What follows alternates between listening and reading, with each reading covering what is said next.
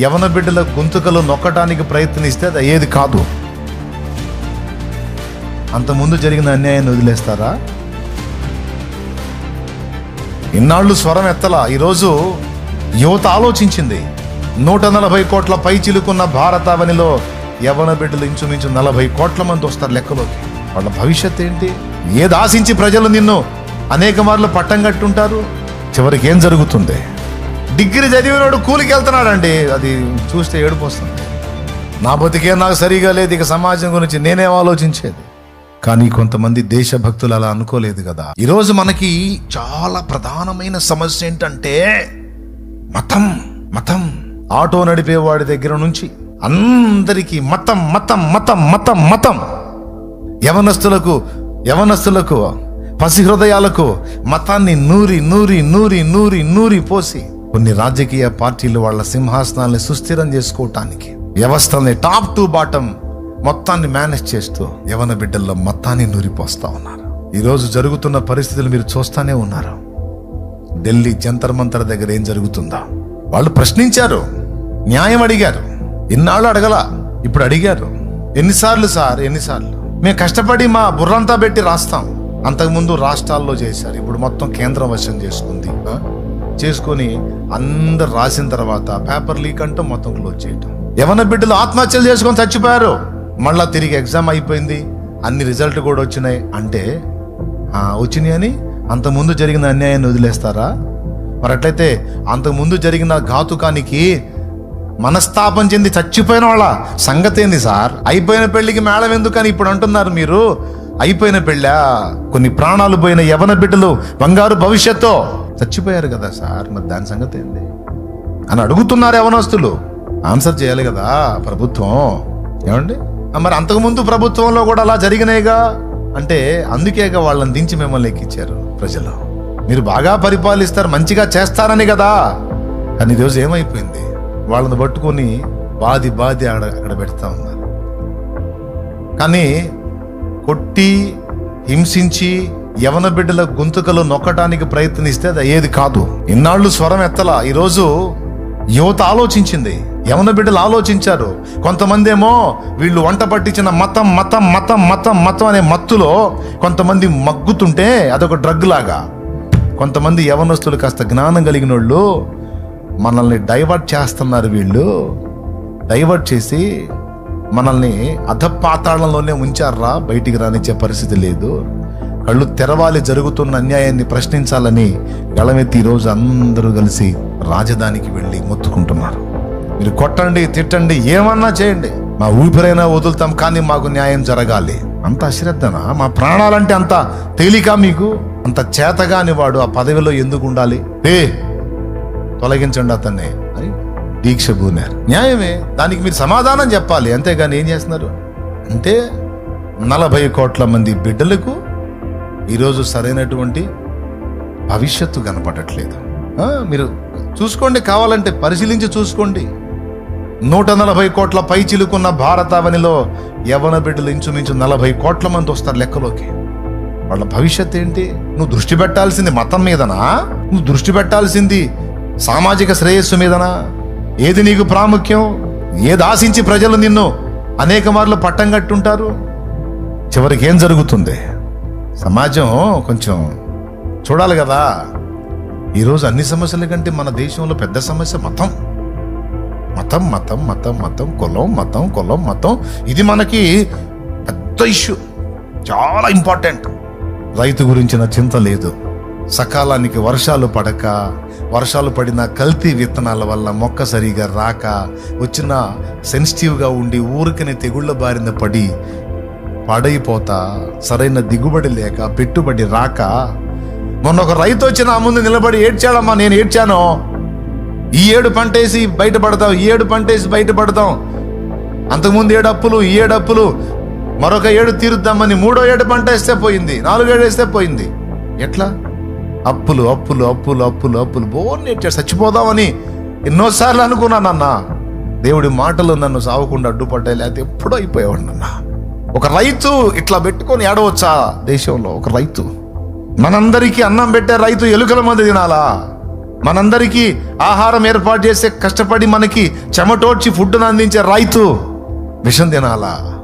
ఏది మరి రైతుకి? సరే, దిగుబడి వచ్చిందా? రేటు ఉండదు. రేటు ఉందా? దిగుబడి రాదు.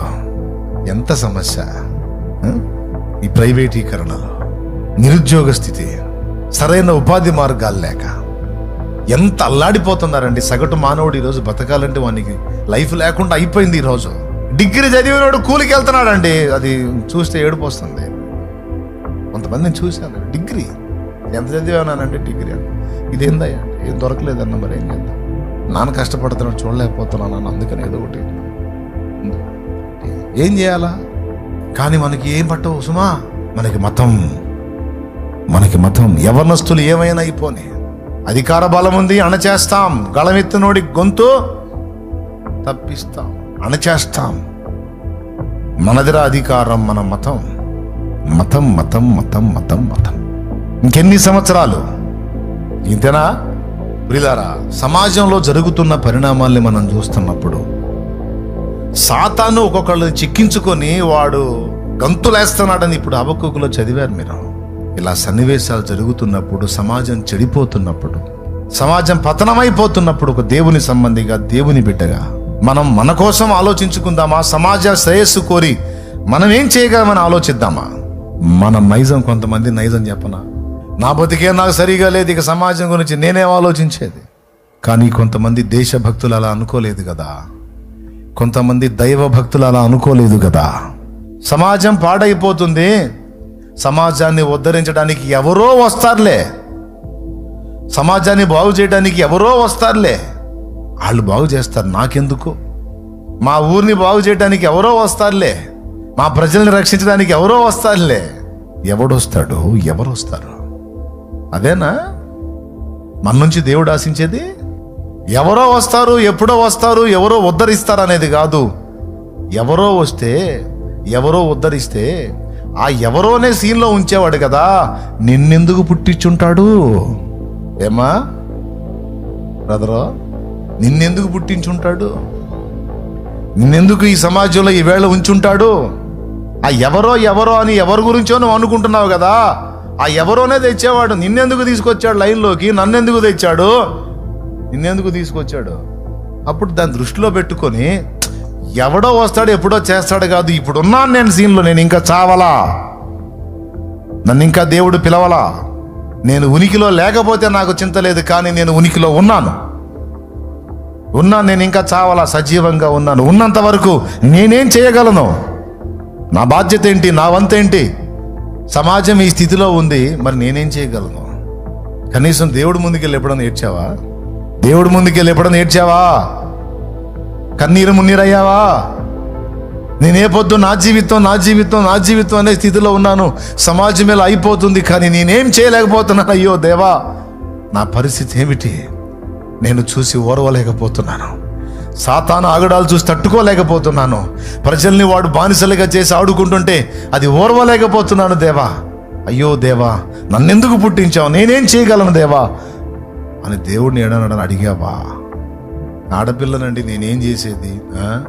ఆడపిల్లగా ఇందిరాగాంధీ, ఆడపిల్లేగమ్మా ఇందిరాగాంధీ, ఆడపిల్లేగా ఝాన్సీ లక్ష్మీబాయ్, ఆడపిల్లేగా మరియా, నేనేం ఆడపిల్లేగా ప్రిస్కిల్లా, ఆడపిల్ల నేనేం చేసేదండి? ఆడపిల్లే మదర్ తెరీసా. రాజీపడి బతికే వాళ్ళు ఉంటారా తల్లి? దేవుడు స్పష్టంగా దర్శిస్తున్నా, సన్నివేశాలను ముందుకు తెచ్చి హృదయాన్ని తడతన్నా, ఏ స్పందన లేకుండా రాజీపడి బతికేవాళ్ళు ఉంటారా కొంతమంది సమాజంలో? వాళ్ళని బతకనే, ఎందుకంటే వాళ్ళకి తెలివి లేదు, ఆలోచించరు. కానీ నువ్వెలా ఉంటావురా నిద్రపోతా? పేతురుతో ప్రభు అన్నాడు, సీమోను నీవును నిద్రిస్తున్నావా? ఫినెహాసు చూసి ఓర్వలేకపోయాడు, కడుపు రగిలిపోయింది. ఇంత దారుణం జరిగి ఆందోళన ప్రజలు ఇదైపోతుంటే వీడు ఇలా చేస్తున్నాడు, నేనేం చేయగలను అని లేచి, తర్వాత ఏ శిక్షణ విధించనే మోషే నాకు, నేనైతే ఓర్వలేను, నా వంతు నేను స్పందించాలి. ఫినెహాసు ప్రాయశ్చిత్తం చేశాడని రాసుంది. యేసు మన పాపముల కొరకు ప్రాయశ్చిత్తం చేశాడు. ఫినెహాసు ఆనాడు తెగులుకి అడ్డు తగిలి జరిగించిన చర్యతో ప్రాయశ్చిత్తం చేశాడు. ఈరోజు సమాజం విమోచన కోసం నేను ఏ విధంగా ప్రాయశ్చిత్తం చేయగలను? నా బాధ్యత ఏంటి? నా వంతేంటి?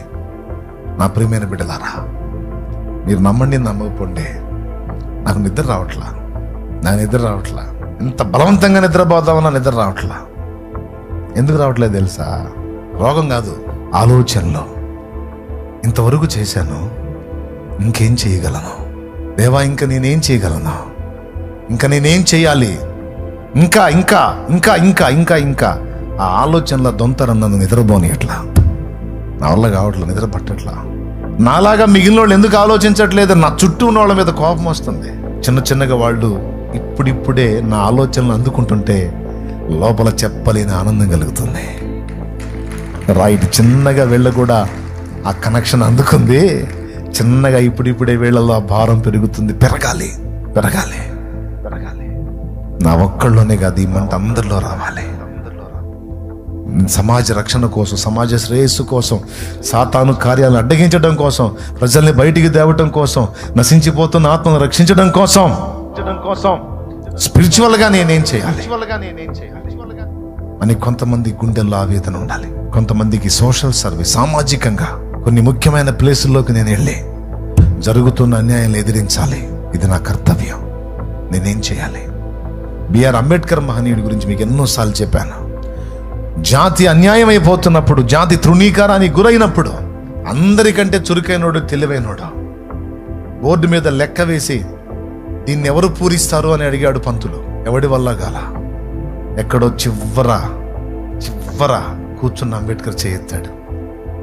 నేను పూర్తి చేస్తాను ఆ లెక్క అని పిలిచాడు. అంబేద్కర్ లేచి 2 అడుగులు ముందుకేగానే కూర్చున్న పిల్లలందరూ బయటికి వెళ్ళారు. నాకు వచ్చురా లెక్క, నేను చేస్తాను అంటే ఒక అంటరాని వాడు వచ్చి లెక్క చేసేదేంది? అతని చేతులు బోర్డు తాకేదేంది? జుట్టు కత్తిరించమని బార్బర్ దగ్గరికి వెళ్తే దున్నపోతుకు క్షవరం చేస్తున్న బార్బరు అతనికి చేయలే. ఎందుకంటే నువ్వు అంటరానివాడేరా. దప్పికై నీళ్లు తాగుదామని బావి దగ్గరకు పోతే పట్టుకొని కొట్టి పక్కకు తీసుకొచ్చారు ఆయన్నే.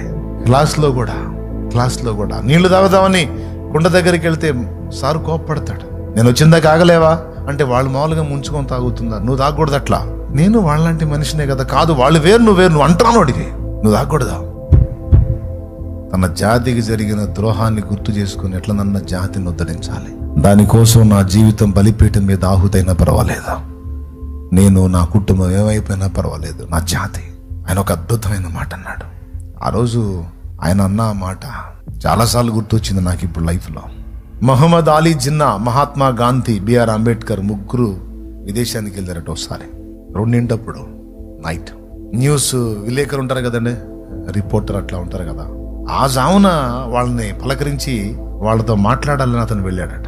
ఆ జామున వెళ్ళినప్పుడే అనుకున్నాడు, నేను ఈ జామున వెళ్తున్నాను, వాళ్ళు ఎందుకు ఉంటారు, నిద్రపోతుంటారు కదా, ఒకవేళ మేల్కొని ఉంటే పలకరిద్దాం, వాళ్ళు చెప్పే విషయాలు రాసుకుందామని అతను ఇంట్రెస్ట్ని బట్టి వెళ్తే 2 గదుల్లో లైట్ ఆఫ్ చేసింది. మహమ్మద్ అలీ జిన్నా లైట్ ఆగిపోయింది, మహాత్మా గాంధీ గారి లైట్ ఆగిపోయింది. అనుకుంటానే ఉన్నాను, వాళ్ళు ఎందుకుంటారు, ప్రయాణం వాళ్ళు అలిసి ఉంటారు, నిద్రపోతుంటారు అనుకుంటూనే అంబేద్కర్ గారి గది దగ్గరికి వెళ్ళినప్పుడు లైట్ వెలుగుతూ ఉంది. ఆయన నిద్రపోవట్లేదు. దాని వెలుతురులో ఒక బుక్ స్టడీ చేస్తూ ఒక నోట్స్ పెట్టుకొని రాస్తా ఉన్నాడు, డైరీ పెట్టుకొని. అతను ఆశ్చర్యపోయి, సార్ ఏంటి మీరు, వాళ్ళు హాయిగా నిద్రపోతున్నారు, మీరేంటి ఇంకా నిద్రపోలేదు, 2 అవుతుంది, సమయం ఎంత అయింది? ఆయన అన్నమాట, నా జాతి నిద్రపోతుంది, నేనన్నా మేల్కోవాలి. ఇతరుల వాళ్ళు మేల్కున్నారు, వాళ్ళు నిద్రపోయినా పర్వాలేదు, నా వాళ్ళు ఇంకా నిద్రపోతున్నారు, నేనన్నా మేల్కోపోతే అందరం శాశ్వతంగా నిద్రపోవాల్సి వచ్చింది అని అతనితో మాటలు కలిపాడు. అంబేద్కర్ గారి యొక్క వ్యాఖ్యలు చాలా ఆలోచించదగ్గవి. నేను చాలా చాలా చాలా లైక్ చేస్తాను. దానికి కొన్ని కారణాలు ఉన్నాయి. ఇతరులతో నాకు అనవసరం, నేను చెప్తున్నాను. అందరూ ఎవరో వస్తారు, ఎవరో చేస్తారు అని ఆయన అనుకుంటే ఈరోజు ఈ పరిస్థితి ఉండేది కాదు. ఈరోజు ఏ అంటరానుడని తృణీకరించబడ్డారో వాళ్ళలో పై స్థాయి అధికారుల దగ్గర నుంచి టాప్ 1లో కూడా ఉన్న పొజిషన్కు ఉన్నారు. ఆ మెట్టుకి చేరడానికి తన వంతు కృషి చేసినటువంటి మహనీయుడు బిఆర్ అంబేద్కర్ మహనీయుడు. ఆయనేం ధనికుడు కాదే, సామాన్యుడే. కానీ సామాన్యుడు సాధించలేని కార్యాలు ఎన్నో సాధించాడు ఆయన. ఈరోజు మీకు అందరికీ ఎందుకు చెప్తున్నానంటే, జరుగుతున్న సమాజంలోని పరిణామాలు, పరిస్థితులు చూసినప్పుడు స్పిరిచువల్ గాను, సోషల్ సర్వీస్ పరంగాను, ఇటు సామాజిక సేవ, సంఘ సేవ, ఆధ్యాత్మిక సేవ, భౌతిక సేవ.